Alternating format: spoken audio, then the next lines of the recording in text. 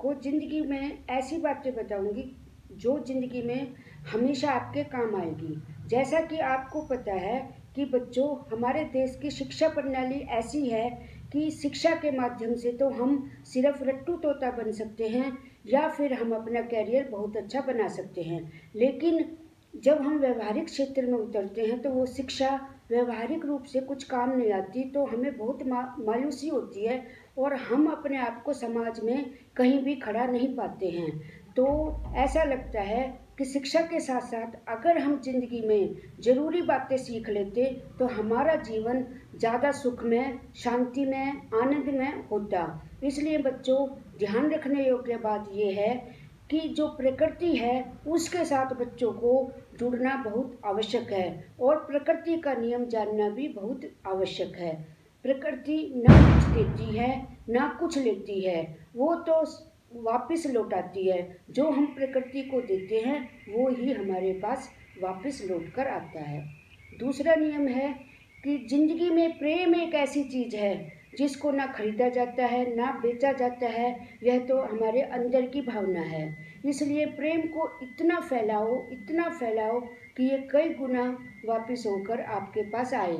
प्रेम ही नहीं, दुनिया की सारी चीज़ें जो आपको चाहिए पहले आप उसे बांटो, फिर वो देखना कैसे आपके पास कई गुना होकर वापस आती है। तो बच्चों,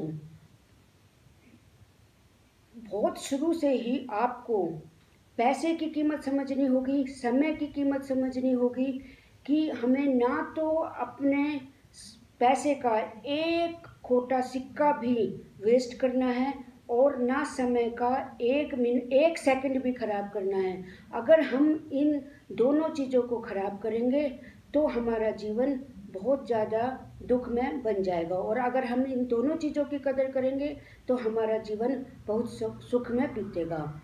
और एक चीज़ और है कि अगर हम जीवन में ग्रेटिट्यूड मतलब धन्यवाद की भावना रखेंगे तो जिसका भी हमारे जीवन में सहयोग रहा है, तो जन्म से लेकर जितने बड़े आप हुए हैं, आपका किन किन चीज़ों में सहयोग रहा है, वो चीज़ें आपके जीवन को बनाती हैं अथवा बिगाड़ती हैं। अगर आपको परमात्मा ने कुछ दिया है और आप ये सोचते हैं ये तो मेरी ही मेहनत से आया है, तो आप बिल्कुल गलत हैं।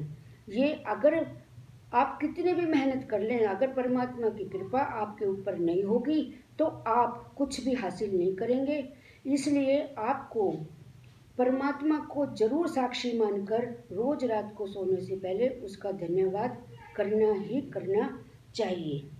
अंत में एक बात जो किसी को भी नहीं पता होती वो ये है कि जब हम अच्छाई पर आते हैं तो कई बार हम ज़रूरत से ज़्यादा भी अच्छा बनने की कोशिश करते हैं।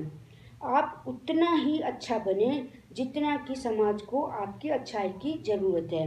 अगर वो अच्छाई आपके ऊपर हैवी हो रही है और उस अच्छाई से आपका, आपके परिवार का, आपके समाज का किसी भी तरह से कोई नुकसान हो रहा है, तो आप उस अच्छाई के रास्ते पर ना चलें, अपने आप को रोकें और देखें कि मैं इतना अच्छा कर रहा हूँ फिर भी मुझे बुराई मिल रही है या नुकसान हो रहा है। तो आप अपने गिरेबान में झांकें कि आप कहीं ज़रूरत से ज़्यादा फ़ायदा तो नहीं कर रहे हैं किसी का। कई बार देखा गया है कि व्यक्ति मान लो सरकारी नौकरी कर रहा है तो वो क्या करता है, वो इतनी भलाई का काम कर देगा कि अपनी जेब से पैसे खर्च कर देगा, फिर एहसान दिखाएगा कि मैंने ये कर दिया, मैंने वो कर दिया। तो इससे बचना चाहिए, क्योंकि जब आदमी में ये भावना आ जाती है कि मैं तो इतना अच्छा, तो फिर परमात्मा उसका कोई फल नहीं देता और व्यक्ति बहुत ज़्यादा दुखी होकर अपना जीवन काटता है। जय हिंद, जय भारत। उम्मीद करती हूँ कि बच्चों आप मेरी बातों को ध्यान से अमल करेंगे और अगली कड़ी में कुछ बातें और